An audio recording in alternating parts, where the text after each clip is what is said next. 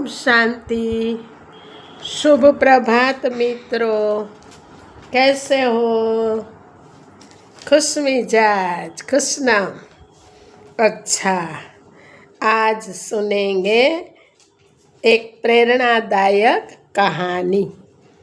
Title है आपसी सहयोग में सुखमय संसार। पिछली रात बड़ी बेचैनी से कटी। बड़ी मुश्किल से सुबह एक रोटी खाकर घर से अपनी दुकान के लिए निकला हूँ। आज किसी के पेट पर पहली बार लात मारने जा रहा हूँ। ये बात अंदर ही अंदर कचोट रही है। जिंदगी में यही फलसफा रहा मेरा कि अपने आसपास किसी को रोटी के लिए तरसना न पड़े। इस पर विकट काल में अपने पेट पर ही आन पड़ी है। मन ही मन अपने आप से बातें करते राजेश बाबू अपनी दुकान पर जा रहे हैं। 2 साल पहले ही अपनी सारी जमा पूंजी लगाकर मैंने कपड़े का शोरूम खोला था, मगर दुकान के सामान की बिक्री अब आधी हो गई है।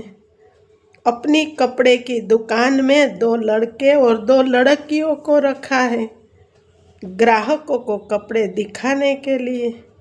लेडीज डिपार्टमेंट की दोनों लड़कियों को निकाल नहीं सकता। एक तो कपड़ों की बिक्री उन्हीं की ज़्यादा है, दूसरे वे दोनों बहुत गरीब लड़के थे। दोनों लड़कों में से एक पुराना है और वो घर में इकलौता कमाने वाला है। जो नया वाला लड़का है दीपक, मैंने विचार उसी पर किया।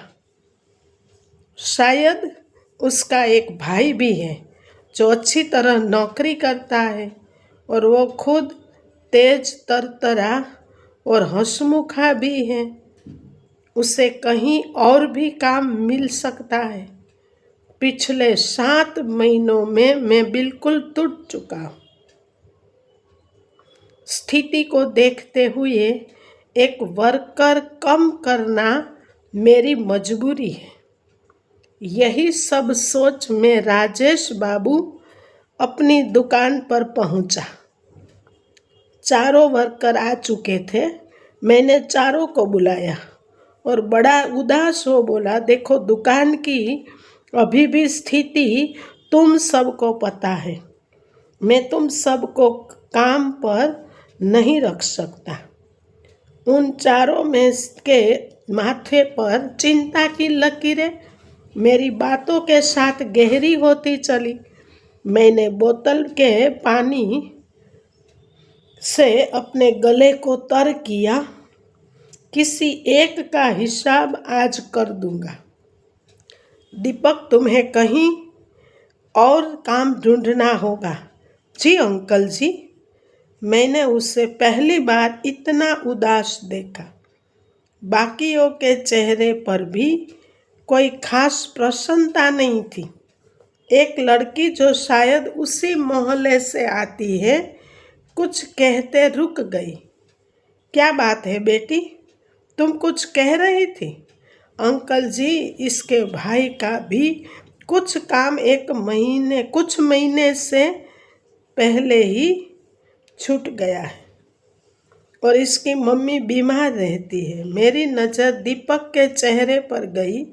उसकी आंखों में जिम्मेदारी के आंसू थे जो वो अपने हंसमुख चेहरे से छुपा रहा था।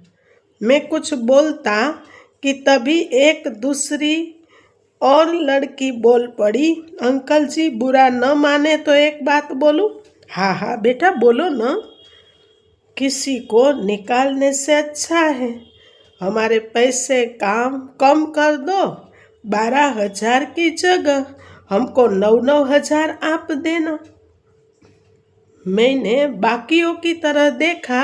हाँ साहब, हम इतने में ही काम चला लेंगे। बच्चों ने मेरी परेशानी को आपस में बांटने का सोच मेरे मन के बोझ को कम जरूर कर दिया था, पर तुम लोगों को ये कम तो नहीं पड़ेगा ना? नहीं साहब, कोई साथी भूखा रहे इससे अच्छा है। हम सब अपना निवाला थोड़ा कम कर देंगे। मेरी आंखों में आंसू छोड़ वह सभी बच्चे अपने अपने काम में लग गए। मेरी नज़रों में मुझसे कहीं ज़्यादा बड़े बनकर प्रेरणा कहानी से क्या ही अच्छा हो अगर हमारे समाज में ऐसी एकता आ जाए, किसी की प्रॉब्लम आए हम सब मिलकर रहे, एक दूसरे का सहारा बनकर, कुछ कम खाकर, सबके साथ कंधे से कंधा मिलाकर आगे बढ़े तो जीवन कितना न सुखदायी होगा। धरती पर ही स्वर्ग उतर आएगा। इसीलिए तो गायन है, सर्व के सहयोग से सुखमय संसार। तो सुखमय संसार लाने के लिए हम एक दूसरे के सहयोगी बने।